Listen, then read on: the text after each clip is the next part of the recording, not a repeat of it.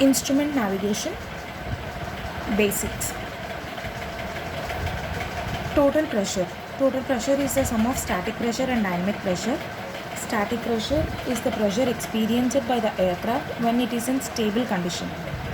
And dynamic pressure is the pressure experienced by the aircraft when when the aircraft is in motion.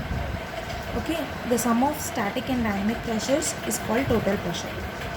Now we have pitot system. Pitot system helps us to measure pressure. Okay, pitot system uses both total pressure and static pressure as well to measure and give us the exact pressure for some calculations for some other instruments. Now compressibility. What is compressibility? When the aircraft is moving, when it is in motion at high speed, so when the aircraft is at high speed, the air near it gets compressed.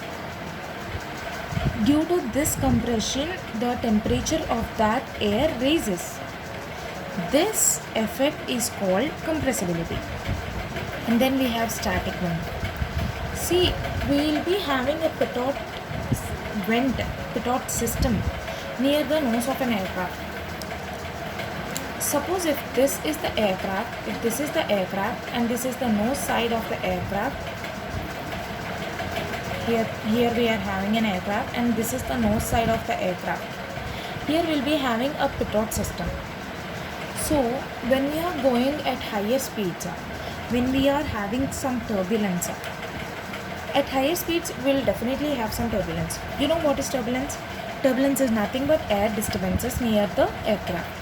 So when we have turbulence near the pitot system, the pressure sensed by the pitot system is not correct because we'll be having some errors due to turbulence near the pitot system, like blockage error and any other error. Due to these errors, the pitot system could not measure the exact pressure. It could not sense the exact pressure, and this effect is called position or pressure error. We can call this as position error or pressure error. So to avoid this position or pressure error, we need to install a static vent near the pitot system. Near the pitot tube, we'll be installing a static vent. So by installing this static vent, 90% of the position error can be reduced, because you see pitot system measures both the dynamic pressure and static pressure as well. So if there is an error, like due to turbulence we'll be having a lot of errors near the pitot system.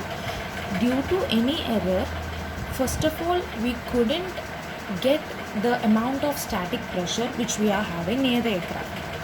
So our aircraft may underread or overread. So to avoid these problems, we'll be installing a static vent. When we install a static vent, we can have an additional amount of static pressure entering into the pitot system, so that we'll be having a balance in the pressure and we can measure a correct pressure. So by installing static vent, we can reduce 90% of the position error. So 90% of the position error can be reduced. See, what are the advantages of static vent? How can static vent help us? Through static vent, we can get more accurate pressure. We can reduce the errors during side slipping or yawing. I'll explain you what side slipping or yawing is in the other video. So, and we can also reduce the blockage errors. Reduction of blockage errors can also be done with the help of static vent. There is an important point which we need to note here, that is ram raise. Ram raise is nothing but raise of temperature during air compression and friction. See, while our aircraft is going with higher speed, as I've already told you what compressibility is, when we go with a higher speed, we experience compression, air compression. Along with compression, we can also experience air friction as well. So when we experience both air friction and air compression, there will be a rise in temperature of the air. So this whole effect is called ram rise. So how to find ram rise? This is total air temperature and static air temperature. So we have total air temperature is equal to static air temperature plus ram rise.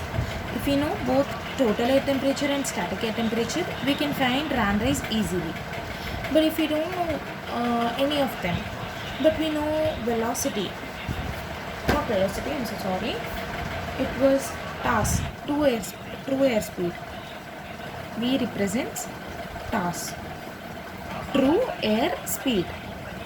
If we know true air speed and we don't know what either SAT or either TAT, so we know any one of them among these TAT and SAT, then we use this formula. True air temperature is equal to static air temperature plus V, which is true air speed. V represents speed by 100 whole square. If we don't know what is V, but we know the Mach number, or we already know the recovery factor of temperature bulb, then we use this formula. Saturated air, it is static air temperature. Static air temperature is equal to true air temperature by 1 plus 0.2 into, this is recovery factor. Recovery factor of temperature bulb. We'll get to know what temperature bulb and all. And this is Mach number. We can use this formula as well. So these are the basics for instrument navigation. And in other video, I'll explain you about the other instruments within this topic. This is the whole notes you can have if you want to, and this is enough for basics. Thank you.